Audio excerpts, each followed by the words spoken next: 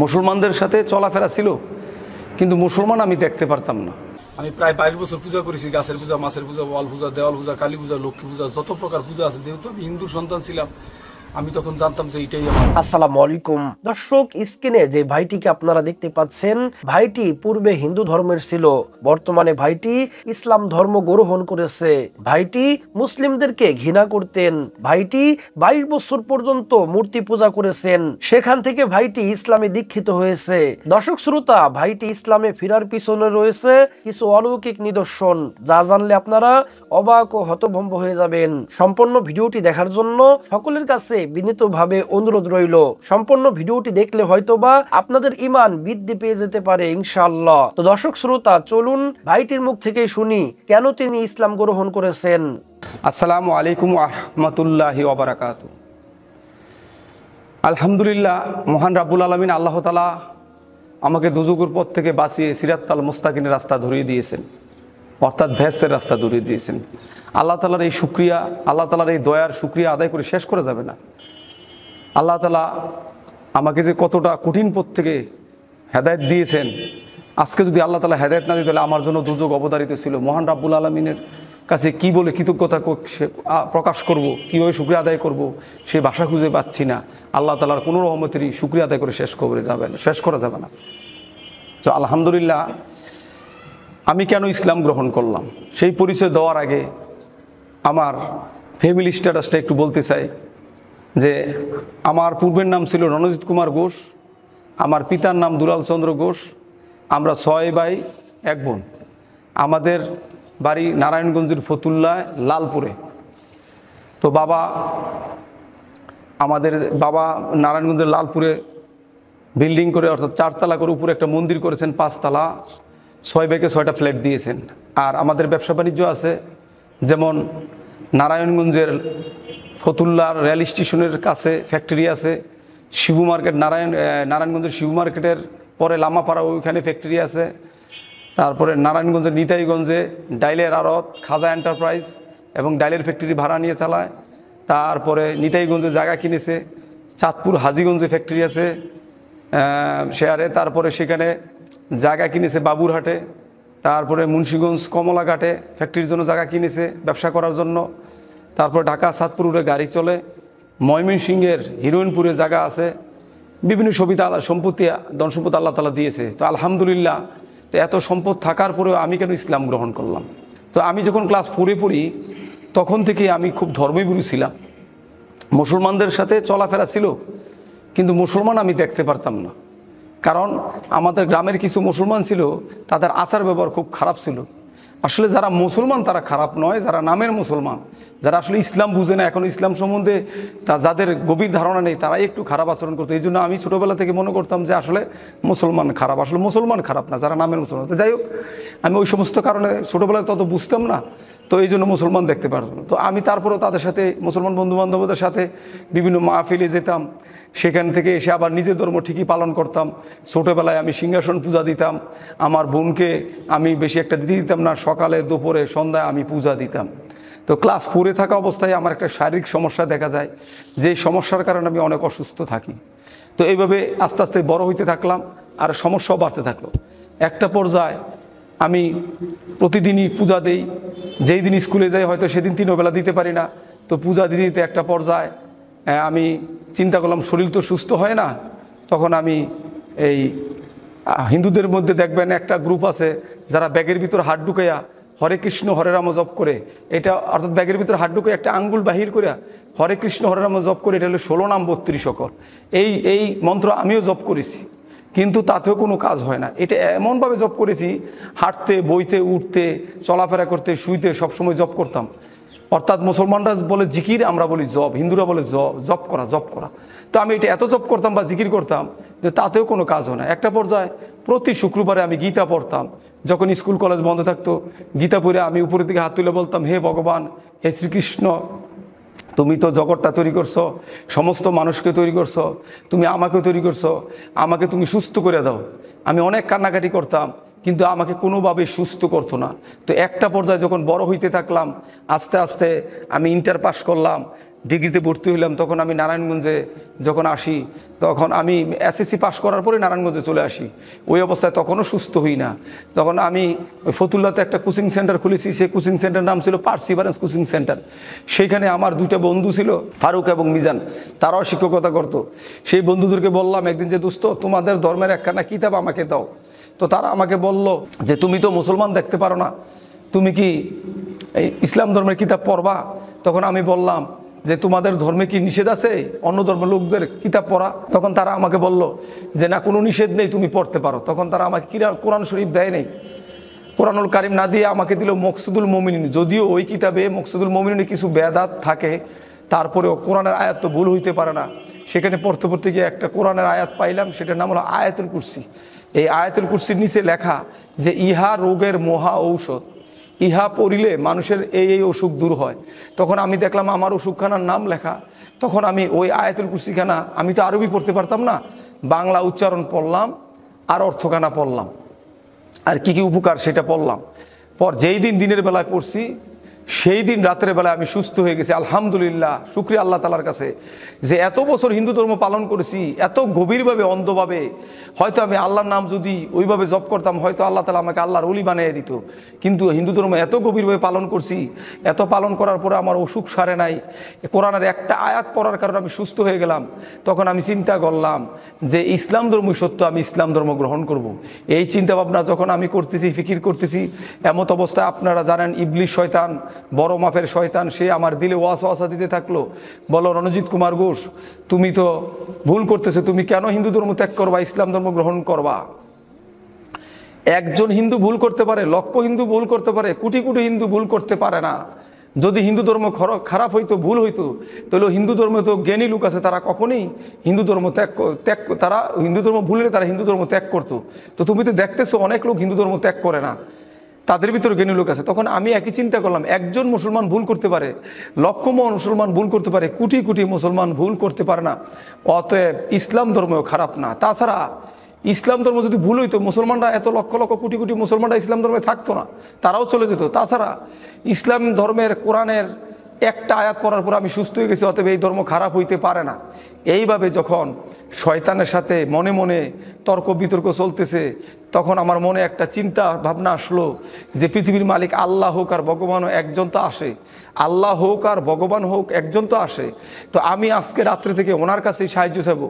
তো বাবা 6 ভাইকে 6টা ফ্ল্যাট দিয়ে দিছে বিল্ডিংয়ে। আমার ফ্ল্যাটে আমি রাত্রে যখন ঘুমাইতে যাই, ঘুমানোর আগে আমি প্রায় রাত্র 11টার দিকে বসি, 11টার দিকে বসি, আমি উপরের দিকে হাত তুলে আমি আল্লাহ বলি না, ভগবান বলি না, বলি হে পৃথিবীর মালিক, হে পৃথিবীর সৃষ্টিকর্তা, কোন পথটা সত্য, কোন ধর্মটা সত্য আমি জানি না, যেই পথটা বা যেই ধর্মটা সত্য, সেই ধর্মের কিছু নমুনা বা অলৌকিক ঘটনা আমাকে দেখাও, নিদর্শন দেখাও, আমি সেই পথে চলবো। এইভাবে আমি 10 দিন প্রার্থনা করলাম, কিন্তু আমাকে 10 দিন কিছুই দেখায় নাই রাত্রে। এরপরে 11 দিনের আগের রাত্রে আমি আবার রাত্রে বসলাম, বৈশা আমি আবার অনেকক্ষণ কান্নাকাটি করলাম, প্রায় 12টার কম বেশি হবে, 1-1.5 ঘন্টা হয়তো আমি কান্নাকাটি করেছি, বা আমার সময়টা মনে নেই, আমি কান্নাকাটি করেছি। আমার চিন্তা ছিল যে শিশু বাচ্চা যদি কান্নাকাটি করে, তাহলে গর্ভধারিণী মা তাকে বুকের দুধ দেয়। তাহলে যদি যেই সৃষ্টিকর্তা আমাকে তৈরি করছে, সমস্ত জগৎ তৈরি করছে, আমার পিতামাতাকে তৈরি করছে, সমস্ত মানুষকে তৈরি করছে, তাহলে এই সৃষ্টিকর্তার মহব্বত বা মায়া থাকবে বেশি, নিশ্চয়ই উনি আজকে রাত্রে আমাকে স্বপ্ন দেখাবে। এই জন্য আমি কান্নাকাটি করে শুয়ে আসছিলাম। তো শুয়ে থাকার পর আমার ধারণা ছিল আমাকে সৃষ্টিকর্তা স্বপ্নে দেখাবে, যদি আল্লাহ সত্য হয় তাহলে আল্লাহ দেখাবে, ভগবান সত্য হয় তাহলে ভগবান দেখাবে। কিন্তু রাত্রে আমাকে স্বপ্নে দেখালেন না। আমি আবার কোচিং সেন্টারে চলে গেলাম, ছাত্রছাত্রী পড়ালাম, পরে 11টার থেকে ছুটি দিলাম। এমত অবস্থায় আমার কোচিং সেন্টারে একজন মুসলমান লোক প্রবেশ করলো। উনি এমন একজন মুসলমান ছিল যে আয়সা সামনে বসলো, তাকে আমি বলতে পারি না যে আপনি আমার কোচিং সেন্টার থেকে চলে যান, আমার মনটা খারাপ, আমি ওনাকে বলতে পারি না। কারণ কেন বলতে পারি নাই, তিনি কি ধরনের মুসলমান ছিল আপনারা এখন শুনলে বুঝতে পারবেন। উনি এমন একজন মুসলমান ছিল যার আখলাক এত ভালো ছিল যে ওনার মুখ দিয়ে আমি জীবনে কখনো গালি বের হতে দেখিনি। উনি হিন্দু, মুসলমান, বৌদ্ধ, খ্রিস্টান সবাই সাথে ভালো ব্যবহার করে। ওনার এত ধৈর্য শক্তি বেশি, এই ওনার ধৈর্য শক্তি এবং আচার ব্যবহার এবং মুখ দিয়ে গালিগালাজ না বের হওয়ার কারণে আমার কাছে মনে হইল যে উনি এত ভালো মুসলমান, এত ভালো হইতে পারে, এই জন্য আমি ওনার সাথে কোনো খারাপ ব্যবহার করি না এবং ওনাকে লজ্জায় বলতে পারি না চলে যান, আমার মন খারাপ। তো উনি কথা বলতেছে, একটা পর্যায়ে টেবিলের উপর কাঠ পেন্সিল বা কলম ছিল, পড়ে গেল। আমি এই কাঠ পেন্সিল কলমটা তুলতে গিয়ে টেবিলের উপর রাখা যখন ওনার দিকে তাকাইছি, আপনারা বিশ্বাস করবেন কিনা জানি না, দেখেন বাতাস গায়ে লাগে, অনুভব করা যায়, দেখানো যায় না। তো আমি এখন যে জিনিসটা দেখছি আপনারা হয়তো বুঝতে পারবেন কিন্তু দেখাতে পারবো না। তো ওনার দিকে তাকাইয়া দেখি ওনার কপালে আরবিতে আল্লাহু লেখা উঠছে, ওনার বুকের মাঝখানে আল্লাহু লেখা উঠছে, ওনার হাতের এই জায়গায় আল্লাহু লেখা উঠছে, হাতের এই জায়গায় আল্লাহু লেখা উঠছে। আমি দেখে তাজ্জব হয়ে গেলাম। দেখার পরে আমি ওনার হাতটা এভাবে ধরলাম, ধরার পরে আমি আরো বিস্মিত হয়ে গেলাম যে মানুষের হাত এত নরম, এত তুলতুলে, এত সুন্দর হয় কিভাবে, এ কেমন মানুষ। এরপরে ওনার হাতটা যখন ধরছি, শয়তান আমাকে ধোঁকা দিতেছে যে রণজিৎ উনি তো রং লাগাইছে, রং দিয়ে লেখছে, তুই ভালো করে দেখ। তখন আমি শয়তানের ধোঁকায় পড়া থুতু দিয়া ওনার হাতটা ডলতেছি আর দেখতেছি যে রং লাগাইছে কিনা। পরে দেখলাম রং না, কোনো ময়লা উঠে না। এমত অবস্থায় ওই মুসলমান ভদ্রলোক আমাকে বলতেছে আর মুস্কি আসতেছে, আপনি ভালো করে দেখেন, ভালো করে দেখেন। অর্থাৎ আমি বুঝতে পারছি, আমি যে সন্দেহ করছি উনি এই জন্য বুঝতে পারছে, উনি হাসতেছে। তো আমি ভালোভাবে দেখার পর দেখলাম কোনো ময়লা উঠে না। তখন হাতের চামড়াটা এইভাবে টান দিলাম, টান ধরে এই চামড়া এখান থেকে আরেক জায়গায় চলে গেছে, কিন্তু তার লেখা জায়গাটা অর্থাৎ ভালো করে দেখলাম যে তার ভিতরে যে রক্ত, এই রক্তটা জমাট বাইদা আল্লাহু লেখা হয়ে রয়েছে, সুবহান আল্লাহ। এই জিনিস দেখার পর ওনাকে আমি বললাম যে দেখেন আরো তো লোক ছিল, তারা কেউ দেখে নাই, আমি কেন দেখলাম? তখন উনি হাতটা উপরের দিকে দিয়া বলল, ওই যে সৃষ্টিকর্তা আছে উনি আপনাকে দেখার ক্ষমতা দিছে, এই জন্য আপনি দেখছেন। তখন আমি বিশ্বাস করছি যে আমার রাতের দোয়া কবুল হয়ে গেছে, এই জন্য আল্লাহ তাআলা আমাকে দেখাইছে। তো উনি দেখানোর পর আমাকে দুইটা শর্ত দিল, বলল যে আপনি কখনো আমার নাম কারো কাছে বলতে পারবেন না, 1 নম্বর শর্ত। 2 নম্বর শর্ত, দুনিয়াবি কোনো নালিশ আমার কাছে আনতে পারবেন না। তখন আমি বললাম যে ঠিক আছে, দুনিয়াবি কোনো নালিশ আপনার কাছে না নিলাম, কিন্তু আমার মায়ের কাছে তো আপনার কথা বলতে পারবো। কই যে না, আপনার মায়ের কাছে বলতে পারবেন না, যদি বলেন তাহলে হয় আপনার ক্ষতি হবে, নাইলে আমার ক্ষতি হবে। তখন আমি ভয় পেয়ে গেলাম যে ঠিক আছে, আমি কারো কাছে বলবো না। তখন ওনাকে বললাম যে দেখেন আমার তো ঈমান চলে আসছে, আমি তো হিন্দুর সন্তান, হিন্দুর ঘরে থাকি, আমি তো ইচ্ছা করলেই নামাজ বা সলাত আদায় করতে পারবো না। এমন কোনো আমল আছে যেটা হিন্দুর ঘরে থেকে করা যায়? তখন উনি বলল যে আছে। একটা গল্প বলল, সেই গল্পটার মাধ্যমে আমাকে বুঝিয়ে দিল, কিন্তু এই গল্পটা আমি আপনাদেরকে বলবো না, কারণ গল্পটা না বলাই ভালো।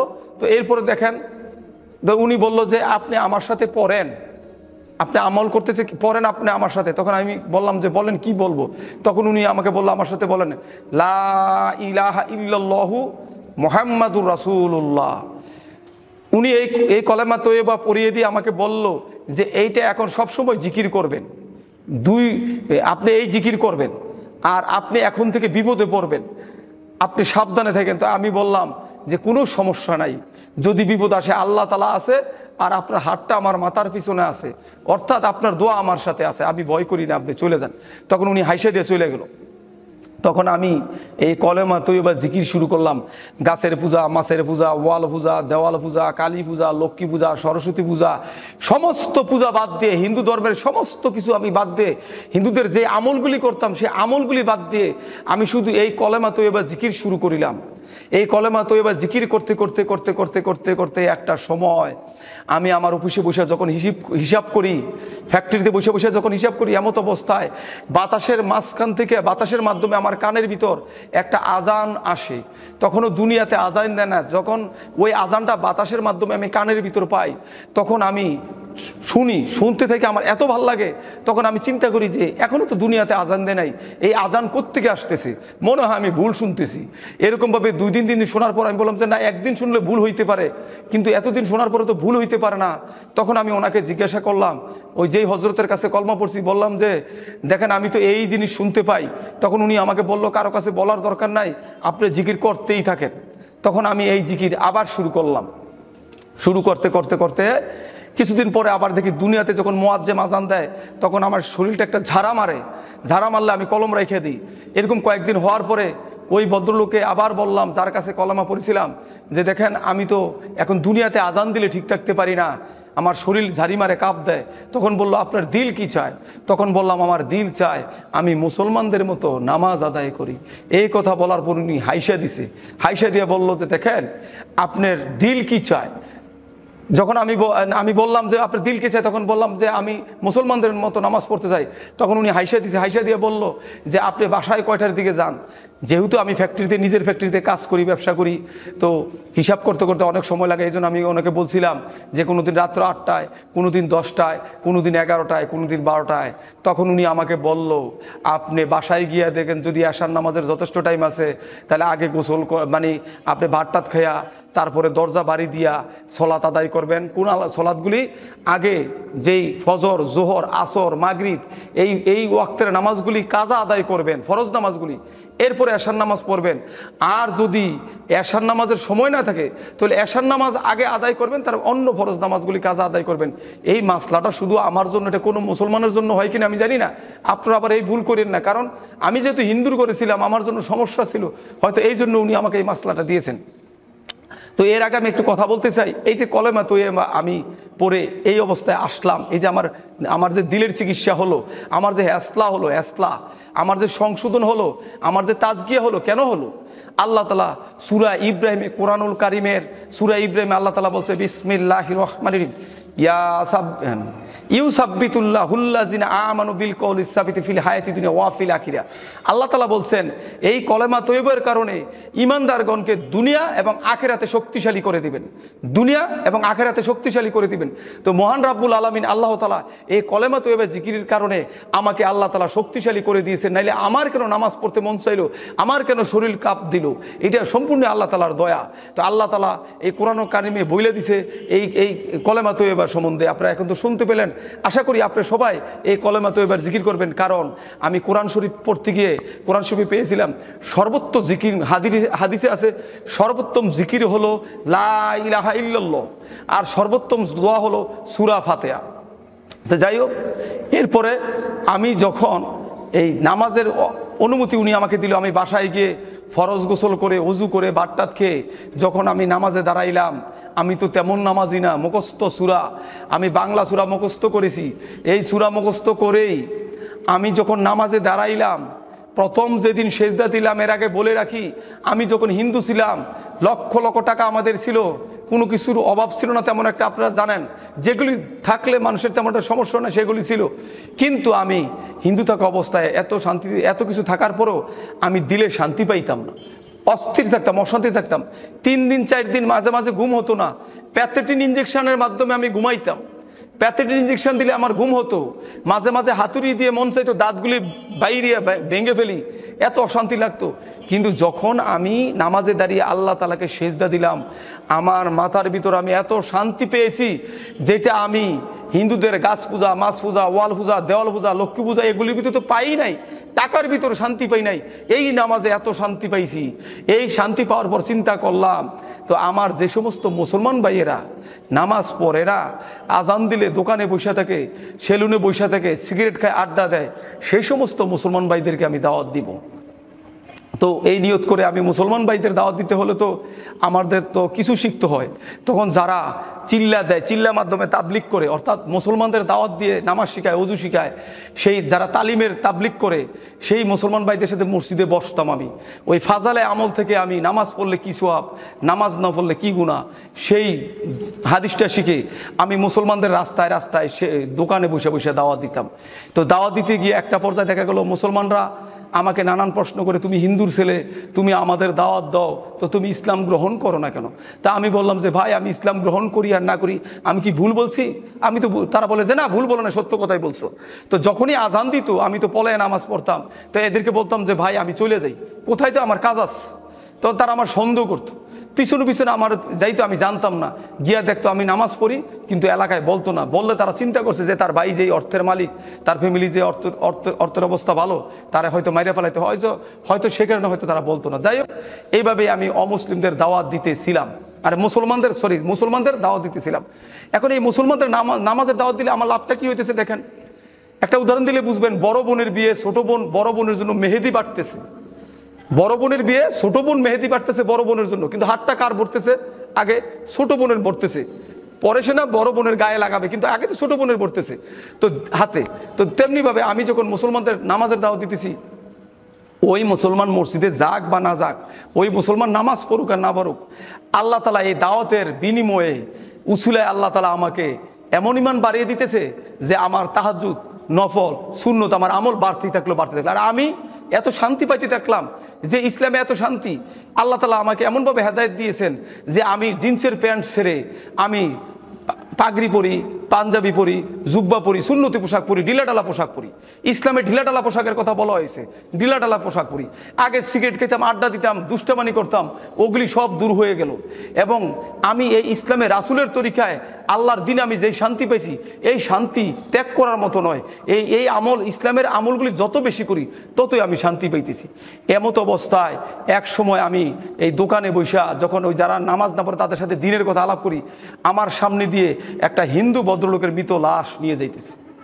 এই মৃত লাশ নিয়ে আমি দেখা ভয় পেয়ে গেলাম যে হিন্দু লোক তো জীবনে জান্নাতে যাবে না, সে তো জাহান্নামে যাবে, সে তো হিন্দু অবস্থায় মারা গেছে, তাকে শ্মশানে পোড়া দেওয়া হবে। আজকে তো আমারও এই অবস্থা হইতে পারতো। তখন আমার চিন্তা ফিকির আসলো যে আমি ভুল করতেছি, আল্লাহ তো আমাকে ধরবে, বলবে যে হ্যাঁ রণজিৎ কুমার ঘোষ, তুমি তো দুযোগের পথযাত্রী ছিলা, তোমাকে আমি হেদায়েত দিয়া সিরাতাল মুস্তাকিমের রাস্তা ধরাইয়া দিলাম, তোমাকে আমি সুস্থ করে দিলাম, তুমি শান্তি পাইতেছ, তাহলে তুমি রণজিৎ কুমার ঘোষ, আব্দুর রহমান, তুমি কেন আমার এই অমুসলিম বান্দাগুলিকে দাওয়াত দিতেছ না, যারা চিরস্থায়ী জাহান্নামের পথে চলে যাইতেছে, শুধু কলেমার দাওয়াত পাইতেছে না। তখন আমি কারো কাছে না জিজ্ঞাসা করিয়া নিজে নিজেই অমুসলিমদের দাওয়াত দেওয়া শুরু করলাম। তখন আমি আমার বাসায় বৈশা আমি গোপনে গোপনে নামাজ পড়ি, আর কিছু বই পড়ি, আর হাইটা হাইটা দোকানে রাস্তায় হিন্দুদের দাওয়াত দেওয়া শুরু করলাম। মানুষ যেমন পাগল হইয়া যায়, আমি সেই পাগলের মতো হিন্দুদের দাওয়াত দেওয়া শুরু করলাম। দোকানের বৈশা, রাস্তার সিপাই, বিভিন্ন জায়গায় দাওয়াত দেওয়া শুরু করলাম। এই অবস্থায় আল্লাহ তাআলা একটা হিন্দু ছেলেকে কবুল করলো, ওই ছেলেটা কলেমা গ্রহণ করলো। এই গ্রহণ করার পর এলাকার হিন্দুরা একটু চিন্তায় পড়লো, এবং অনেকে আমারে পিছনে হয়তো পাগলও বলেছে, পাগল ছাগল বিভিন্ন কিছু। তাদের ধারণা ছিল যে আমি ইসলাম গ্রহণ করেছি, বাপ মার গাড়ি বাড়ি থুইয়া আমি খুব কষ্টে থাকবো, এইসব চিন্তা ভাবনা করতো। তখন আমি যেই মসজিদে পলায় নামাজ পড়তাম, ওই মসজিদের ইমাম সাহেবকে গিয়ে বললাম যে হুজুর, হিন্দুদের মধ্যে হয়তো কিছু লোক আমাকে পাগল বলে। তখন হুজুর বলল যে তোমাকে কেন পাগল বলে? তা আমি বললাম হুজুর, আমি একটা ছেলেকে কলেমার দাওয়াত দিয়েছিলাম, হিন্দু ছেলে, সে কলেমা পড়ে মুসলমান হয়ে গেছে, এখন এই জন্য হয়তো তারা বলে। তখন বলছে, ইমাম সাহেব হাসতেছে। তো আমি বললাম হুজুর, ওরা পাগল বলে, আপনি হাসতেছেন? বলতেছে, বাবারে আমি হাসতেছি এই কারণে, আল্লাহ রসুল যখন দিনের দাওয়াতের কাজ করতো, আল্লাহ রসুলকে পাত্র দিয়ে ডিলাইতো, রক্ত মুবারক ঝরতো, আল্লাহ রসুলকে পাগল বলছে, তো তোমাকেও পাগল বলছে, তুমি তো আল্লাহ রসুলের সুন্নত পেয়ে গেছে, তোমার অনেক বড় সৌভাগ্য। যখন হুজুর এই কথা বলছে, তখন আমি বললাম তাহলে তো ঠিক আছে, আল্লাহ রসুলের সুন্নত পালন করলে যদি কেউ পাগল বলে, তাহলে সমস্ত মানুষের এরকম পাগল হয়ে যাওয়া দরকার। তো আমি আরো বেশি বেশি করে দাওয়াতের কাজ শুরু করলাম। এই অবস্থায় বাসায় থেকে থেকে নামাজ পড়ি আর দাওয়াত দেই। আমার বাসার লোকজন আস্তে আস্তে জানতে পারলো, জানতে পাইরা 3 তলার উপরে আমাকে উঠাইলো, গেট তালা দিয়া 3 তলার উপরে উঠাই আমাকে এমন মাইর দিল যে ডাকাত যেভাবে পিটায় এইভাবে লাত্তি, উষ্টা, কিলঘুষি। তাদের ধারণা আমি অসুস্থ হয়ে যাইতে পারি। আমার মা ঘরের ভিতরে বসে পান খাইতেছিল, তো আমার গর্ভধারিণী মা, এই মা বের হয়ে এসে বলল যে তোরা কি তাকে মেরে ফেলবি? মা যখন পড়ে যেতেছিল বা অসুস্থ, যখন দেখে মার অবস্থা খারাপ হয়ে যেতে পারে, তখন তারা আমাকে ছেড়ে দিল। ছেড়ে দিয়ে মাকে ঘরের ভিতর নিয়ে গেল। তখন আমি ঘরের ভিতর ঢুকে গেলাম। তো তাদের ধারণা ছিল হয়তো আমি অনেক আঘাত পাইছি, কিন্তু আল্লাহর রহমতে আমি তেমন আঘাত পাইনি। বা তাদের হয়তো এরকম ধারণা ছিল আমি বিছানায় পড়ে থাকবো বা আমি আর নামাজ রোজা করবো না, কিন্তু আল্লাহর রহমতে আমি আর বিছানায় পড়ে থাকিনি। আমার দাওয়াতের স্পিড আরও বেড়েছে। যত মার খেয়েছি, যত বাধা বিপত্তি, তত আমার ইমান বেড়েছে। তো এই অবস্থায় আমি দাওয়াতের কাজ করতেছি, বন্ধ হয় না। একটা পর্যায়ে আমার বাবা আমাকে নিয়ে বসলো যে বাবারে, তুই যে এই কাজগুলি করস, আমাদের তো ইজ্জত থাকে না, তুই এগুলি করিস না। তখন আমি বললাম যে বাবা, মাটির মূর্তি নিজেরা বানাইয়া এই মাটির মূর্তির কাছে নিজেরা কপাল ঠেকায় সেজদা দেই, বাবা এইটা যদি ইজ্জত যায়, ইজ্জত থাকে, তাহলে আমাকে যে সৃষ্টিকর্তা বানাইছে আমি তার কাছে মাথা নত করলে ইজ্জত কিভাবে যায়? তখন বাবা আর কোনো কথা বলে নাই, মাও কোনো কথা বলে নাই। এইভাবে দাওয়াত দিতেছিলাম। তো এইভাবে 60টা ছেলে যখন ইসলাম গ্রহণ করে, তখন এলাকার হিন্দুরা একত্রিত হইয়া, আমি খবর পেয়েছি তারা আওয়ামী লীগের নেতার কাছে গিয়েছিল। তো আওয়ামী লীগের নেতার কাছে যাওয়ার পর আওয়ামী লীগের নেতা বলল যে সেই হিন্দু থেকে মুসলমান হয়েছে, সে মানুষকে আল্লাহর পথে ডাকে, আমি মুসলমান, আমি তার বিরুদ্ধে যেতে পারবো না, তার বিরুদ্ধে যেতে পারবো না। আমি যেভাবে শুনেছি সেইভাবে বলতেছি, হয়তো সে আর অন্যভাবে বলছে, তো আমি তার বিরুদ্ধে যেতে পারবো না। যদি আমি তার বিরুদ্ধে তাইলে আমার ইমান থাকবে না। তবে আমি একটা কাজ করতে পারি, যদি সে কাউকে জোর করে মুসলমান বানায় প্রমাণ দিতে পারেন, তাইলে আমরা তার বিচার করব। কিন্তু তারা প্রমাণ দিতে পারে নাই। পরে বিএনপির নেতার কাছে বিচার দিছে।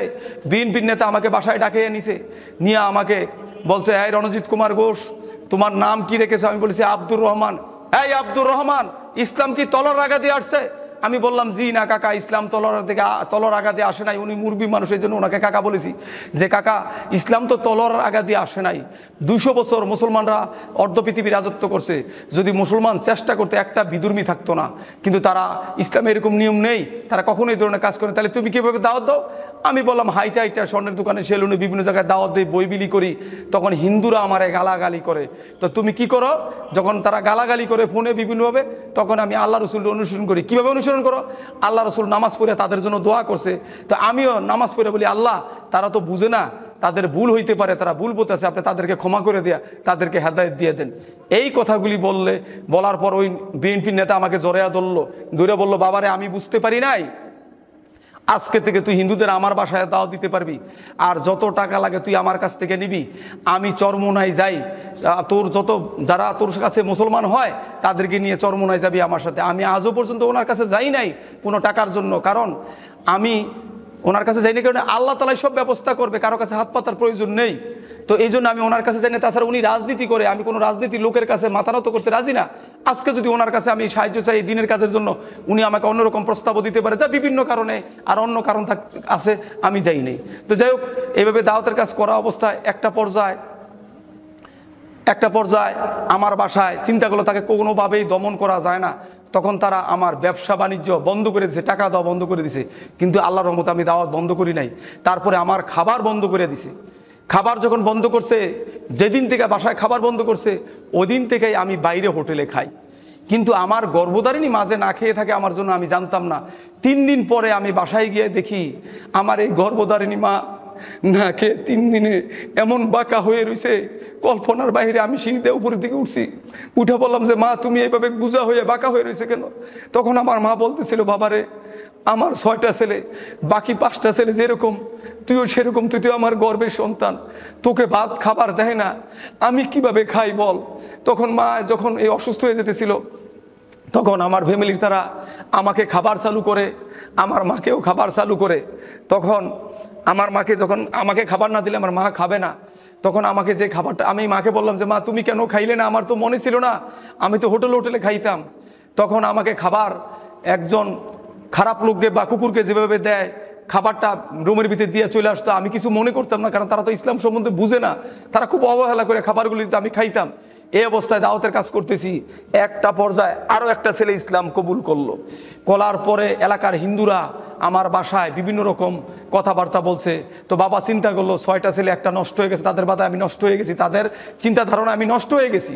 এই জন্য বলছে তাকে বাসা থেকে বের করে দে। তখন আমার ভাইয়েরা সবাই মিলে মাসওয়ারা করে আমি এশার নামাজ গোপনে পড়ে বাসায় এসে দেখি নতুন তালা গেটে। তখন বাসার নিচতলা এক বৌদি ছিল, ভাড়া থাকতো। বললাম, বৌদি, তালা কেন? বলছে, মেশু তালা দিয়ে দিছে, আমার বাবা তালা দিছে।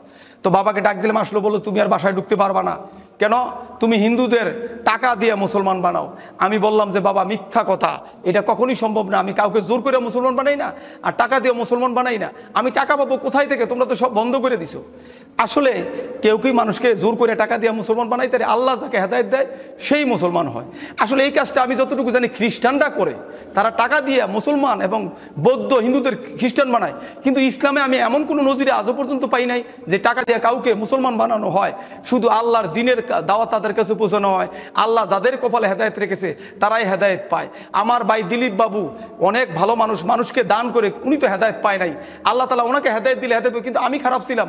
আল্লাহ তাআলা আমাকে কেন, কোন কারণে আল্লাহ তাআলা হেদায়েত দিয়েছে আমি জানি না। আল্লাহ তাআলার দয়ায় আমি হেদায়েত পেয়ে গেছি। তাহলে সবাই হেদায়েত পায় না, আল্লাহ তাআলা দয়া করে যাকে হেদায়েত দেয় সেই হেদায়েত পায়। তো যাই হোক, এরপর বলো, ঠিক আছে বাবা, তুমি যাই করো, বাসায় ঢুকতে পারবা না। এমন সময় আমি বললাম যে, ঠিক আছে, আমার বাসায় ঢুকতে আমার কাপড়গুলি দিয়ে দাও। কাপড় আমার মেজো ভাই শিল্পপতি নেমে আসলো। যখন দেখলাম যে মারামারি করতে পারে মানুষের, এটা লজ্জার বিষয়। তাছাড়া আমি জানি ইসলামে বলছে পিতা মাতার সাথে সদ্ব্যবহার করিও। তো এই জন্য আমি তাদের সাথে খারাপ ব্যবহার না করে আমি কাপড় চুপুরগুলি ছাড়াই চলে আসলাম। আসার সময় বাবাকে বললাম যে, বাবা, আমি এখন থেকে আপনার নাতিপুতিকেও দাওয়াত দিব। তখন বাবা বলল, তোমার যা মন চায় তা করো, কিন্তু আমাদের পরিচয় দিও না। আমি লালপুর এলাকার পাশেই রোশন হাউজিং একটা মসজিদ আছে, ওই মসজিদে যে ইমাম সাহেবের কাছে আমি আমার ঘটনাটা বলছিলাম, আমাকে পাগল বলে, ওই ইমাম সাহেবের কাছে গিয়ে বললাম, উনি আমাকে একটা ম্যাচ ঠিক করে দিল। মসজিদের দোতলায় থাকলাম, ওইখানে থাকা অবস্থায় আমি দাওয়াতের কাজ চালাইতেছিলাম। তো ওই অবস্থায় আর আমি যখন বাসা থেকে চলে আসি, তখন আমি মনে মনে চিন্তা করলাম, যা আল্লাহ যা করে ভালোর জন্যই করে। আগে পলায় পলায় মানুষকে ইসলামের দাওয়াত দিতাম, এখন সরাসরি দাওয়াত দেবো। লুকিয়ে লুকিয়ে নামাজ পড়তাম, সরাসরি নামাজ পড়বো। আমি তেমনিভাবে এই মসজিদের ম্যাচে উঠার পর আমি হাইটা সরাসরি স্বর্ণের দোকানে, সেলুনে, বিভিন্ন জায়গায় দাওয়াত দেওয়া শুরু করলাম। ভাই, আমার একটা প্রশ্ন, আমি তো কোনো কোরআনে হাফেজও না, কোনো মাওলানাও না, আমি মুফতিও না, কোনো বুজুর্গও না, কোনো পীর সাহেবও না, আমি হাফিজি মাদ্রাসায় পড়ি নাই, কোনো মাদ্রাসায় পড়ি নাই। আমি জাস্ট ইউনিভার্সিটিতে বাংলা ইংলিশ মিডিয়ামে লেখাপড়া করছি, সাধারণ একটা সার্টিফিকেট হচ্ছে MBA। তো আমি তেমন কোনো বুজুর্গ লোকও না। তাহলে আমার কাছে কেন মানুষ মুসলমান হয়? আমি যেটুক জানি যে সমস্ত প্রশংসা আল্লাহ তাআলার। তো আমি যেটুক জানি যে বুখারী শরীফে একটা হাদিস আছে, ইন্নামাল আমালু বিন্নিয়াত, সমস্ত আমল নির্ভর করে তার নিয়তের উপর। তো আমি নিয়ত করছি আল্লাহ রসুলকে অনুসরণ করে দাওয়াতের কাজ করব। যেমন একটা উদাহরণ দিলে বুঝবেন, আপনি যদি নিয়ত করেন যে আমি পান সিগারেটের দোকান দিব, তাহলে আল্লাহ তাআলা ওই পান সিগারেটের কাস্টমারে আপনার দোকানে পৌঁছাবে, আর আপনি এর দ্বারাই চলবেন, আল্লাহ তাআলা আপনাকে চালাবেন। আপনি যদি প্লাস্টিকের ফেরিওয়ালা হন, তাহলে আল্লাহ তাআলা আপনার কাছে প্লাস্টিকের কাস্টমার পাঠাবে। আর আপনি যদি কলেমার ফেরি করেন, অর্থাৎ রাসূলের সুন্নতের কাজ করেন, কলেমার দাওয়াত দেন মানুষকে, তাহলে আল্লাহ তাআলা আপনার কাছে ওই কলেমার কাস্টমার পাঠাবে। তো তেমনিভাবে আমার কাছে আল্লাহ তাআলা এই কলেমার কাস্টমারে পাঠায়। এইভাবে যখন দাওয়াতের কাজ করতেছিলাম, যখন লোকেরা মুসলমান হইতেছিল, তখন চিন্তা করলাম এই দাওয়াতের কাজটা তো বিশাল একটা কাজ। কারণ হাদিসে আছে, কলা রাসূলুল্লাহি সাল্লাল্লাহু আলাইহি ওয়াসাল্লাম, মান আসলাম আলা ইয়াদি ওয়াহিদুন উযাবাত লাহুল জান্নাহ, যেই ব্যক্তির হাতে একজন অমুসলিম ইসলাম গ্রহণ করলো, তার জন্য জান্নাত ওয়াজিব হয়ে গেল। সুবহানাল্লাহ। তো আমি চিন্তা করলাম, তাহলে তো বিশাল কাজ। তাছাড়া কোরআনে বলা আছে, সূরা আলে ইমরান 185 নম্বর আয়াতে, বিসমিল্লাহির রহমানির রহিম, ওয়ামাল হায়াতুদ দুনিয়া ইল্লা মাতাউল গুরুর, দুনিয়ার জীবন ধোঁকা ছাড়া কিছু না। তাহলে মুসলমানের জিন্দেগি হবে টুকটাক, আখেরাত হবে ঠিকঠাক। যেমন আল্লাহ রসুল সাল্লাল্লাহু আলাইহি সাল্লাম এবং সাহাবীরা কোনো বাড়ি গাড়ি করে নাই, তারা আখেরাতের চিন্তা করছে, দুনিয়াটা একেবারে টুকটাক করেছে, আর আখেরাতের চিন্তা বেশি করেছে। আর আমাদের মুসলমানদেরও এইরকম হওয়া উচিত, সামান্য কিছু চলার জন্য করা, আর আখেরাত যেহেতু দীর্ঘস্থায়ী চিরস্থায়ী, এই জন্য আখেরাতের জন্য কিছু করা। তো এই জন্য আমিও চাইতেছি আখেরাতের জন্য করা। তো আমি কি করলাম, যে চিন্তা করলাম নারায়ণগঞ্জে হাইটা স্বর্ণের দোকানে, সেলুনে, বিভিন্ন জায়গায় দাওয়াত দেব। তো উনি বললো যে, আব্দুর রহমান তুমি কোথায় যাচ্ছ? আমি বললাম নারায়ণগঞ্জের হিন্দুদের দাওয়াত দিব। তখন আমাকে বলল যে, ভাই তুমি নারায়ণগঞ্জের হিন্দুদের দাওয়াত দিতে যাইও না, কারণ নারায়ণগঞ্জের হিন্দুরা কোটি কোটি টাকার মালিক, তোমাকে মেরে ফেলবে। এরকম যখন আওয়াজ দিল, তখন আমার ব্রেনে চিন্তা আসলো উনি বলে কি। যে আমি ওনাকে বললাম যে, আপনি জান আর না জান, আল্লাহ তাআলা আছে আর দুইটা ফেরেশতা আছে, আমি দাওয়াতের কাজ করবো, দুই ফেরেশতা দুই কাজ। তখন বললো যাও। তাছাড়া যাবো না কেন? আপনারা চিন্তা করেন, আল্লাহর রসুল সাল্লাল্লাহু আলাইহি সাল্লাম যখন মক্কা মদিনায় কাজ করেছে, তখন কি হয়েছিল? অন্ধকার যুগ ছিল, আইএমএ জাহলিয়াত। তখন মক্কায় 360টা মূর্তির পূজা হইতো, এবং মেয়েদেরকে উলঙ্গ করে তওয়াফ করাইতো, কন্যা সন্তানকে জীবিত কবর দিত অপমান মনে করিয়া, এবং মেয়েদের মাসিক পবিত্র মনে করে খাইতো, নাউজুবিল্লাহ। ওই সময় আল্লাহ রসুল সাল্লাল্লাহু আলাইহি সাল্লাম দিনের দাওয়াতের কাজ করছে, কোনো সমস্যা হয় নাই। আর আমরা যদি বাংলাদেশে শতকরা 95 জন বা 92 জন মুসলমান সরকারের খাতায় এখনও যদি বলি হিন্দুরা আমাদেরকে মেরে ফেলবে, বৌদ্ধরা আমাদেরকে মেরে ফেলবে, তাহলে বুঝতে হবে আমাদের ইমানের কমতি আছে। আমরা আল্লাহর চিঠি পড়ি নাই, আমরা কোরআনে পড়ি নাই। কারণ আল্লাহ তো কোরআনে ঘোষণা করছে, সূরা মাইদার 60 নম্বর আয়াত আল্লাহ তাআলা বলছে, বিসমিল্লাহির রহমানির রহিম, ইয়া আইয়ুহার রাসূলু বাল্লিগ মা উনজিলা ইলাইকা মির রাব্বিকা ওয়া ইন লাম তাফআল ফামা বাল্লাগতা রিসালাতাহু ওয়াল্লাহু ইয়াসিমুকা মিনান নাস ইন্নাল্লাহা লা ইয়াহদিল কওমাল কাফিরিন। আল্লাহ তাআলা বলছে, হে রাসূল, আপনি পৌঁছে দিন আল্লাহ পাকের পক্ষ থেকে আপনার প্রতি যা অবতীর্ণ হয়েছে। যদি এরূপ না করেন, তাহলে আল্লাহ তাআলার পয়গাম আপনি কিছুই পৌঁছালেন না। আল্লাহ তাআলা আপনাকে মানুষের হাত থেকে রক্ষা করবেন, নিশ্চয়ই আল্লাহ তাআলা কাফেরদের পথ প্রদর্শন করেন না। এই যে আল্লাহ বলল, নিশ্চয়ই আল্লাহ তাআলা আপনাকে মানুষের হাত থেকে রক্ষা করবেন। ধরেন আমি একটা মুসলমানকে নামাজের দাওয়াত দিলাম, সেই লোক আমাকে কি মারবে? মারবে না।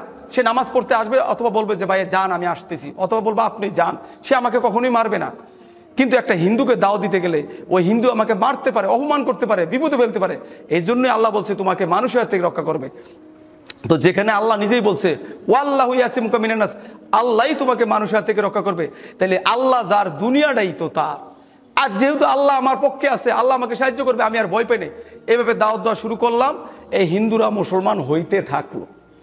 এইভাবে যখন হইতেছে তখন আমি চিন্তা করলাম এই দাওয়াতটা তো আমি হাইটে দাওয়াত, এই দাওয়াতটা কীভাবে ছড়ানো যায়।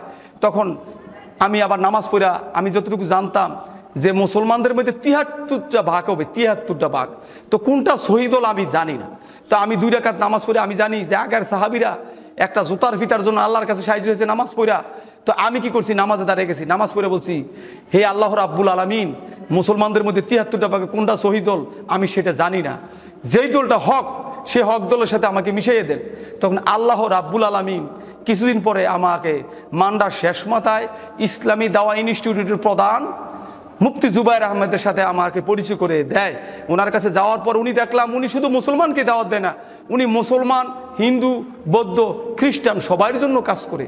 আল্লাহ রসুলও সেটাই করেছিল, আল্লাহ আর জুবায়ের সাহেব এই কাজই করে। তখন ওনার কাছ থেকে আমি এই তালিম নেই। তার আগে একটা কথা না বললে হয়, তারও আগে আমি যখন ইসলাম গ্রহণ করার পর দাওয়াতের কাজ করতেছিলাম, আমার পুরো ঘটনা মনে নেই, আমি বাসায় চলে গেছিলাম। আবার বাসায় চলে যাওয়ার পর বাপ মার সাথে যখন মিলে গেলাম, তখন আমি নামাজ রোজা প্রায় বন্ধ হয়ে গেছিল। এমত অবস্থায় আমি অভাবের তাড়নায় টেনশনে বিভিন্ন কারণে তারপর আমার বিরুদ্ধে একটা মামলা হয়েছিল। তখন বাপ মার সহযোগিতায় আমি আবার বাসায় চলে গেছিলাম। তো বাসায় যাওয়ার পর নামাজ রোজা আমার কমে গেল, আমি নামাজ রোজায় মন দিতে পারি না, আমাকে শয়তান ধোঁকা দিল। এমত অবস্থায় বাসায় বৈশা বৈশা পিস টিভিতে ডাক্তার জাকির নায়েকের লেকচার দেখি। এই ডাক্তার জাকির নায়েকের লেকচার দেখার পর উনি কিভাবে বিধর্মীদের দাওয়াত দেয় আমার অন্তরে খুব প্রেরণা জাগলো।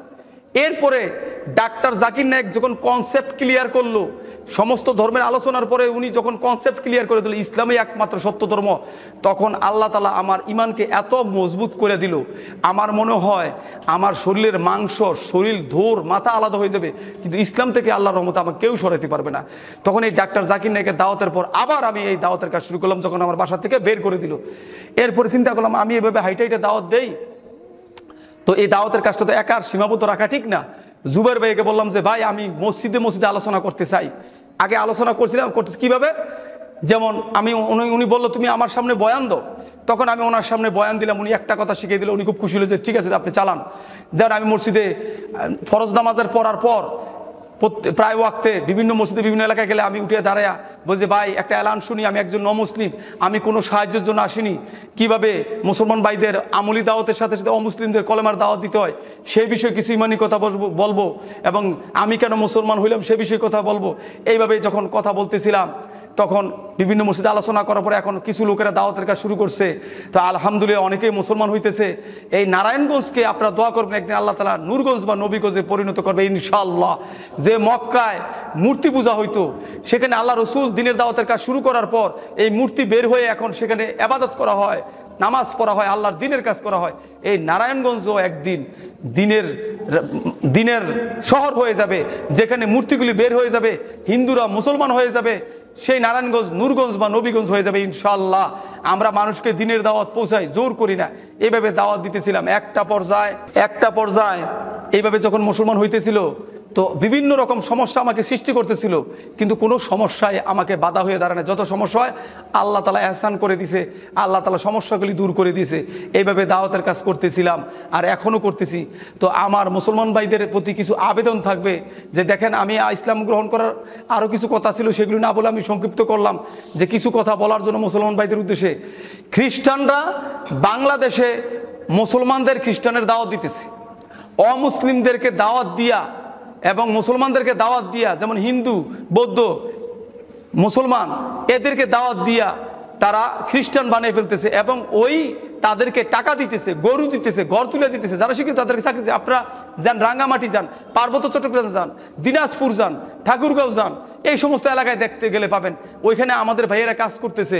কিন্তু তারা যদি টাকা দিয়ে কাজ করতে পারে, তাহলে একটা ছেলে যখন হিন্দুর থেকে মুসলমান হয়, বৌদ্ধর থেকে মুসলমান হয়, তাহলে যে এলাকায় মুসলমান হইলো সে এলাকার মুসলমানরা অনেক লোক আছে কোটি কোটি টাকার মালিক। তাহলে সমস্ত লোকেরা সমস্ত বাড়িগুলি যদি আমরা 100 টাকা 50 টাকা করে তুইলা যখন সেই ছেলেটা মুসলমান হয়ে চলে আসে, সব কিছু হারাইয়া ফেলে, তখন তাকে আমরা একটা ব্যবস্থা করে দেওয়া উচিত। নতুবা তার তো ইমান ওরকম হয় না তাবলিগে গেলে চিল্লা দিলে কোরআন পড়লে তার ইমান শক্ত হবে, কিন্তু প্রাথমিক আমাদের তাদের সহযোগিতা করতে হবে। কারণ নাইলে সে মসজিদে মসজিদে যদি ভিক্ষা করে তাহলে এর জন্য মুসলমানদের দায়িত্ব বহন করতে হবে। কারণ আর কেউ করবেন না কেন? আল্লাহ তাআলা কোরআনে ঘোষণা করছেন, সূরা মুহাম্মদের 7 নম্বর আয়াতে আল্লাহ তাআলা বলছেন, বিসমিল্লাহির রহমানির রহিম, ইয়া আইয়ুহাল্লাযিনা আমানু ইন তানসুরুল্লাহা ইয়ানসুরুকুম ওয়া ইউসাব্বিত আকদামাকুম। হে ঈমানদারগণ, তোমরা আমার দ্বীনকে সাহায্য করো, আমি তোমাদেরকে সাহায্য করব, তোমাদের কদমসমূহকে দ্বীনের উপর মজবুত করে দেব। তাহলে আল্লাহ যেখানে বলছে আমি তোমাদেরকে সাহায্য করব, তাহলে একটা অমুসলিম যখন মুসলমান হয় তখন তাকে সাহায্য করা মানে আপনি আল্লাহর দ্বীনকে সাহায্য করা। আপনারা এই দ্বীনের সাহায্য করবেন ইনশাআল্লাহ, আপনাদের কাছে এই আশা রাখি। আর একটা কথা হচ্ছে, আপনারা যে কথাটা না বললে না হয়, হিন্দুদের আপনারা অনেকে দাওয়া দিতে চান না, বৌদ্ধদের দাওয়া দিতে চান না। বলেন কি যে ভাই আমরা ঠিকই হইলি, আমরা মুসলমানরা ঠিক হইলেই দাওয়া তো দেওয়া লাগবে না, এমনি অমুসলিমরা মুসলমান হয়ে যাবে অনেকে। তো আল্লাহ রসুল তো ঠিক ছিল, উনি তো ব্যাঠিক ছিল না। আল্লাহ রসুলের মতো মানুষ আর পৃথিবীতে আসবে না, উনি শেষ নবী। তো আল্লাহ রসুলও তো বলতে পারতো আমি ঠিক আছি, আমরা 1 লাখ থেকে সব মানুষ মুসলমান হয়েছে, আমার দাওয়াত দেওয়া দরকার নেই। আল্লাহ রসুল কি কাজ করছিল? আল্লাহ রসুল এই কাজ করে নাই। আল্লাহ রসুলের 1 লাখ থেকেও মানুষ মুসলমান হয়েছে, আল্লাহ রসুল হাইটা হাইটা দাওয়াত দিছে। তো আমাদের এই কাজ করতে হবে, আমাদের 1 লাখ ঠিক করতে হবে মুসলমানদের, এবং অমুসলিমদের দাওয়াত দিতে হবে। যদি আমরা বলি অমুসলিমদের দাওয়াত দেওয়া ঠিক হবে না, আমাদের 1 লাখ ঠিক হলে, তাহলে আল্লাহ রসুলের হাদিসকে অমান্য করলেন। কারণ প্রতি শুক্রবার ইমাম সাহেব খুতবা বলে, খয়রুল করুনি করনি সুম্মাল্লাহ জিনা ইয়ালনাম সুম্মাল্লাহ জিনা ইয়ালনাম, সর্বোত্তম যুগ আমার যুগ, তারপরের যুগ, তারপরের যুগ, তো 3টা যুগ সর্বোত্তম। তাহলে আপনারা যদি বলেন যে আমরা ঠিক হয়ে দাওয়াত দেবো, কবে ঠিক হবেন? আল্লাহ রসুল কি পরের যুগের কথা সর্বোত্তম বলছে? এই জন্য ওই আশায় বসে থাকা যাবে না, আমাদের দাওয়াত দিতে হবে। এখন বলবেন যে ঠিক আছে ভাই আমরা যে দাওয়াত দেবো, যদি আমরা দাওয়াত দিতে গেলে মারা যাই, কোনো সমস্যা নেই। যদি অমুসলিমকে দাওয়াত দিতে যান, আল্লাহ আবার কোরআনে ঘোষণা করছে সূরা নিসায়, বিসমিল্লাহির রহমানির রহিম, ওয়ালা তাসাবানাল্লাযিনা কুতিলু ফি সাবিলিল্লাহি আমওয়াতান বাল আহিয়াউন ইনদা রাব্বিহিম ইউরজাকুন। আল্লাহ তাআলা বলেছেন, যাদেরকে আল্লাহ পাকের রাস্তায় হত্যা করা হয়েছে তাদেরকে মৃত মনে করো না, বরং তারা জীবিত, স্বীয় প্রভুর নিকটবর্তী, তাদেরকে রিজিক প্রদান করা হয়। তাহলে আপনি হিন্দুদের বৌদ্ধদের দাওয়াত দিতে গেছেন, আল্লাহ তাআলা যদি ওই হিন্দুরা তো আপনার মৃত্যু লেখে থাকে, তাহলে আপনি তাদের দাওয়াত না দিলেও আপনি খাটের তলে লুকিয়ে থাকলে তারা এসে মারবে, কারণ আল্লাহ লেখে রাখছে। আর আপনি যদি দাওয়াত দিতে হিন্দুদের হাতে মারা যান, বৌদ্ধদের হাতে মারা যান, তাহলে তো আপনি শহীদ হয়ে গেলেন। আপনি দেখেন আগে সাহাবীদের লাশ যদি এখন তোলানো হয়, তাহলে এতদিন পরে, এত বছর পরে এখনো মনে হয় যেন এই মাত্র মারা গেছে, তারা তো শহীদ হয়েছে, তা আমরা শহীদ হলে অসুবিধা কি? এরপরে দেখেন আমাদের এই দাওয়াতের কাজ চালাতে হবে। বার্মায় দেখেন, আমি শুনেছি বার্মায় এক আল্লাহর ওলি গিয়া বলছিল, এই বার্মার মুসলমানরা তোমরা বার্মার বৌদ্ধদের ইসলামের দাওয়াত দাও, নাহলে এই দেশে থাকতে পারবে না। দেখেন কত বছর পর আজকাল বার্মার মুসলমানরা মাইর খাইতেছে। তো আমরাও বাংলাদেশের মুসলমানরা মাইর খাইবো যদি আমরা এই কাজ না করি। কারণ কি? আল্লাহ কোরআনে ঘোষণা করছেন সূরা আলে ইমরানের 110 নম্বর আয়াতে, কুনতুম খায়রা উম্মাতিন উখরিজাত লিন-নাস আমরুনা বিল মারুফ ওয়া তানহাউনা আনিল মুনকার ওয়া তুমিনুনা বিল্লাহ। আল্লাহ তাআলা বলছে তোমরাই শ্রেষ্ঠ উম্মত। তাহলে এখন প্রশ্ন হলো, মুসা নবীর উম্মত শ্রেষ্ঠ না মহানবী সাল্লাল্লাহু আলাইহি সাল্লামের উম্মত শ্রেষ্ঠ? নিশ্চয়ই মহানবী সাল্লাল্লাহু আলাইহি সাল্লামের উম্মত শ্রেষ্ঠ। তাহলে আল্লাহ বলছে তোমরাই শ্রেষ্ঠ উম্মত, তোমাদেরকে বের করেছে মানুষের কল্যাণের জন্য, তোমরা মানুষকে সৎ কাজে আদেশ করবে, অসৎ কাজে নিষেধ করবে। তাহলে আমরাই শ্রেষ্ঠ উম্মত। তাই আমরা মানুষের কল্যাণের জন্য ডাকবো। তাহলে মানুষ কি শুধু মুসলমান? মানুষ তো হিন্দু, বৌদ্ধ, ইহুদি, খ্রিস্টান সবাই। তো আরেকটা কথা বলি, দেখেন যদি হিন্দুদের প্রশ্ন করা এই কোরআন নবী কার, হিন্দুরা বলবে এই কোরআন নবী মুসলমানের, আমাদের বেদ, গীতা, রাম, সীতা, লক্ষণ, সরস্বতী ইত্যাদি। খ্রিস্টানরা বলবে কোরআন নবী মুসলমানের, আমাদের বাইবেল যীশুখ্রিস্ট। বৌদ্ধরা বলবে কোরআন নবী মুসলমানের, আমাদের গৌতম বুদ্ধ ত্রিপিটক। অনেক মুসলমানরা বলবে এই কথা যে হ্যাঁ ঠিকই তো বলছে, না আসলে এই কথা সত্য না।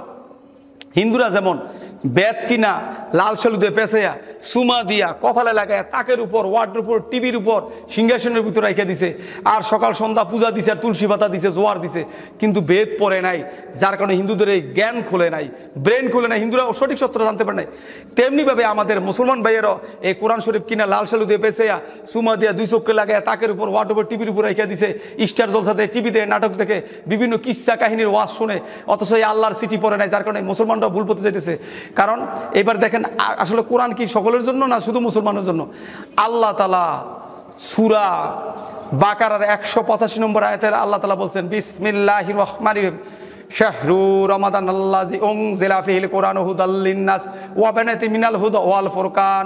এই কোরআন শরীফ নাজিল করা হয়েছে বরকতময় রমজান মাসে সকল মানুষের হেদায়েতের জন্য। তাহলে এই সকল মানুষ কি শুধু মুসলমান না? হিন্দু, বৌদ্ধ সবাই। তাহলে এই সকল মানুষ হিন্দু, মুসলমান, বৌদ্ধ, খ্রিস্টান সবাই। তাহলে বোঝা গেলে কোরআন সকলের জন্য পাঠানো হয়েছে।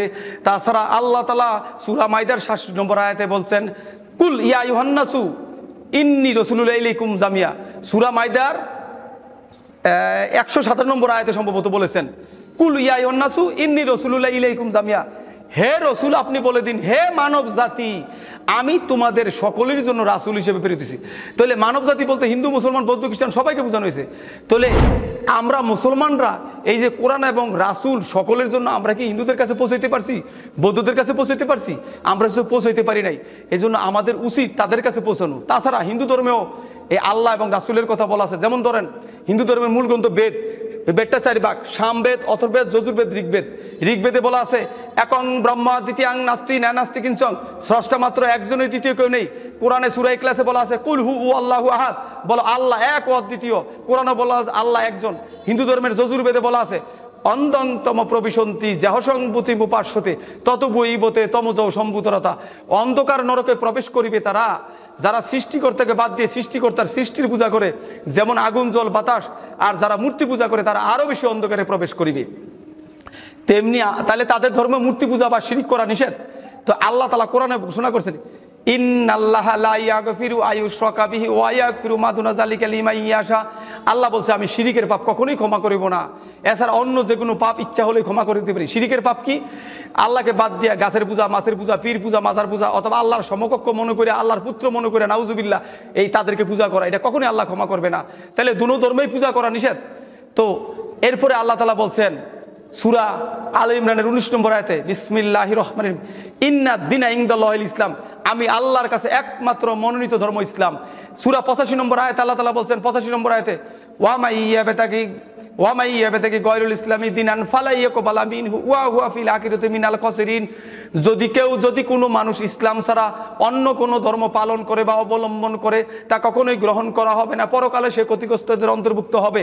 অতএব ইসলাম ছাড়া সমস্ত ধর্ম বাতিল হয়ে গেছে। ইসলাম ছাড়া অন্য ধর্ম কোনো পালন করলে আল্লাহ গ্রহণ করবে না। তাছাড়া হিন্দু ধর্মে কিছু মন্ত্র আছে, যেমন তাদের ধর্মে বলা আছে, হোতার মিন্দ্র মহা সুরিন্দ্রা অল্ল জ্যৈষ্ঠং পরমং ব্রহ্মণং অল্ল অল্লাম অল্ল রাসুল মোহাম্মদ রকং বর্ষ অল্ল অল্লাম আদলাং বুকমকন লাল লিখাতকম। আরেক জায়গায় বলা আছে, লা ইলাহা হরতি পাপম ইল্ল ইলাহা পরম পাদম জন্ম বৈকুণ্ঠ অপিনতিত জবিনা মোহাম্মদম। লা ইলাহা হরতি পাপম, আল্লাহ তাআলাই পাপ মুক্ত করে, পাপ ক্ষমা করে। ইল্ল ইলাহা পরম পদম, আল্লাহর কাছে আশ্রয় নয়, প্রকৃতির আশ্রয়। জন্ম বৈকুণ্ঠ অপিনতিত জবিনা মোহাম্মদম, যদি বৈকুণ্ঠ বা স্বর্গে যেতে চাও তাহলে মোহাম্মদের দেখানো পথ অনুসরণ এবং অনুকরণ করো। এটা হিন্দুত্ব ধর্মে লেখা। আর কোরআনে আল্লাহ তাআলা বলছে, কুলিন কুনতুম তুহিব্বুনাল্লাহ ফাতাবিহুনি ইউহিব্বুকুমুল্লাহ ওয়া ইয়াগফিরু লাকুম যুনুবাকুম ওয়াল্লাহু গফুরুর রহিম। এটা সূরা আলে ইমরানের 31 নম্বর আয়াত। আল্লাহ তাআলা বলছে, হে রাসূল, আপনি বলে দিন, তোমরা যদি আল্লাহ তাআলাকে ভালোবাসো তাহলে আমি রাসূলকে অনুসরণ করো। আল্লাহ তাআলা তোমাদের গুনাহগুলি ক্ষমা করবেন, তোমাদের ভালোবাসবেন। তাহলে হিন্দু ধর্মে আল্লাহ রাসূলকে মানতে বলা হয়েছে, ইসলাম ধর্মে আল্লাহ রাসূলকে মানতে বলা হয়েছে, আর অন্যান্য ধর্মে আল্লাহ রাসূলের কথা বলা হয়েছে। তাহলে আল্লাহ রাসূলকে মানা ছাড়া কেউ জান্নাতে যেতে পারবে না, ইসলাম গ্রহণ করা ছাড়া। অর্থাৎ সারা বিশ্বের মানুষের তরিকা হলো আল্লাহ রসুলের তরিকা, আর ইসলাম হলো সকল মানুষের জীবন ব্যবস্থা, ধর্ম, এছাড়া কোনো উপায় নেই। আর হিন্দু ভাইরা যদি জানতে চায় যে ভাই আপনি যে মন্ত্রগুলি বলছেন সেই মন্ত্রগুলি আমরা কোথায় পাবো, আপনাদের বেদে আছে, বিভিন্ন ধর্মে আছে। তাছাড়া আমি ভারতের মাওলানা কালিম সিদ্দিকী এবং আমাদের মুফতি জুবায়ের আহমেদ ভাইয়ের সাহায্য নিয়ে একটা বই লিখেছি, যে বইটার নাম দিয়েছি আমি হিন্দু সনাতন ধর্মে কল্কি অবতার বা অন্তিম অবতার। এই বইটার নাম দিয়ে সত্যপথের দিশা। এই বইটা আপনারা আমার নাম্বারে যোগাযোগ করলেও পাবেন, এবং ইউটিউবের চ্যানেলে যে এই সাক্ষাৎকারটা ছাড়বে ওনার নাম্বারে যোগাযোগ করলে পাবেন। কারণ এই বইটার ভিতরে অনেক কিছু দেওয়া আছে। এবং আপনারা যে মূর্তি পূজা করেন সেই মূর্তি পূজার বিষয়ে আমি স্বামীবাগ ইস্কন মন্দিরে গিয়েছিলাম, ওনারা কি জবাব দিয়েছে সেইটার উত্তর আমি দিয়েছি, ওনারা আমাকে সঠিক উত্তর দিতে হবে। রামকৃষ্ণ মিশনে গিয়েছিলাম। তো আপনারা এই গুরুদের উপর নির্ভর না করে আপনারা বইগুলি পড়েন, বেদ পড়েন, গীতা পড়েন, কোরআন পড়েন। কোরআন শুধু মুসলমানের জন্য না, সকল মানুষের জন্য। কোরআন বাংলায় দেওয়া আছে, আপনারা কোরআন পড়েন, আপনাদের জ্ঞান খুলে যাবে। আপনারা সত্যপথ যাচাইয়ের জন্য কোরআন পড়েন। বেদ আমার, কোরআন মুসলমানের, এইভাবে না। বেদটাও আমার না, কোরআনও আমার না, বেদও আমার, কোরআনও আবার, এভাবে পড়েন। আল্লাহ তাআলার কাছে সাহায্য চান যে আমি সঠিক পথ পেতে চাই, আল্লাহ তাআলা আপনাকে সঠিক পথ দেখাবেন। আর এই বইটা আপনারা কিনে পড়ার চেষ্টা করবেন, অথবা আমাকে ফোন দিতে পারেন। অনেক হিন্দুরা আমাকে ফোন দেয়, যেমন ভারতের বিহার থেকে একজন লোক ফোন দিয়ে আমার কাছে কলমা গ্রহণ করেছে, উনি বাংলাদেশে আসতে চাইতেছেন, এরকম অনেক জায়গার থেকেই ফোন দেয়। তো আমার মোবাইল নম্বর হচ্ছে 01947382301, 01947382301। ইনশাল্লাহ আপনারা এই নাম্বারে যোগাযোগ করবেন। আর অনেক কথা বলেছি, যদি কারো মনে কষ্ট পেয়ে থাকেন আল্লাহর হস্তে আমাকে ক্ষমা করবেন, আমি আপনাদের কাছে ক্ষমা প্রার্থী। আর আমার কোনো ভুল হলে আপনারা অবশ্যই ফোন করে আমাকে জানাবেন, আমি সংশোধন করে নিই ইনশাআল্লাহ। আলহামদুলিল্লাহ, প্রকাশ থাকে যে আমি আরেকটা বিষয় জানাতে চাই যে আমার ফ্যামিলির লোকজন আগে কট্টরপন্থী ছিল। যদি তাদেরকে কেউ প্রশ্ন করতো আপনার ভাই তো ইসলাম গ্রহণ করেছে, বলতো ওরা পাগল হয়ে গেছে, ওর ব্রেনের সমস্যা আছে, বিভিন্ন কথা হয়তো তারা বলতো। এখন আর বলে না, কারণ ওই মুসলমানরা তাদেরকে বলে যে ভাই উনি তো পাগল হলে সালাগা দিয়ে চলতো, ল্যাংটো হয়ে হাঁটতো, উলঙ্গ হয়ে হাঁটতো, কিন্তু নামাজ পড়ে ভালো ভালো কাজ করে। এখন ওনারা কথাটা ঘুরাইছে যে আসলে তো শিক্ষিত ছেলে, ও যেটা ভালো মনে করে সেটা বুঝছে, সেটাই চলে গেছে। এখন তারা নমনীয় হয়ে চলে আসতেছে, নমনীয় হয়ে গেছে, এবং তারা এখন আর বিরোধিতা করে না। আপনারা সবাই দোয়া করবেন তারা যেন হেদায়েত পেয়ে যায়। তাছাড়া আমার যে বিবি, আগের বিবি, সে ঢাকা ইউনিভার্সিটি থেকে মাস্টার্স করা, সে সোনালী ব্যাংকের অফিসার, সে নারায়ণগঞ্জের কর্পোরেট শাখায় আছে। সেই ইসলাম গ্রহণ করেনি, করার কথা হয়তো ছিল, তাকে দাওয়াত দিয়েছিলাম, নরম হয়ে গিয়েছিল, কিন্তু আমাকে যখন বাসা থেকে বের করে দেয় সেও চলে যায়। সে এখনও চাকরি করতেছে সোনালী ব্যাংকে, প্রায় 70,000 টাকার কাছাকাছি বেতন পায়। সরকার তাকে 85 লক্ষ টাকা লোন দিয়েছে, নারায়ণগঞ্জ টোকিও প্লাজা ফ্ল্যাট কিনেছে। তাকে বলেছিলাম লোক দিয়ে তুমি বিয়ে বসে যাও, সে বিয়ে বসতেছে না হিন্দু ছেলেদের কাছে, হয়তো আল্লাহ তাআলা তাকে হেদায়েত দিতে পারে। আপনারা সবাই দোয়া করবেন। আর আমার আপন ফুফাতো বোন, মানে পিসাতো বোন, চাঁদপুর থেকে ফোনে আমি তাকে কলমা পড়িয়েছি। আমার এক দূরসম্পর্কে ভাগ্নি আছে নারায়ণগঞ্জে, সে মুসলমান হয়েছে, অনেকেই মুসলমান হইতেছে।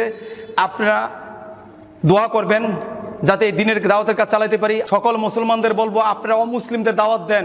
অমুসলিমদের দাওয়াত দেওয়া ফরজে কেফায়া, কোনো কোনো ক্ষেত্রে ফরজ।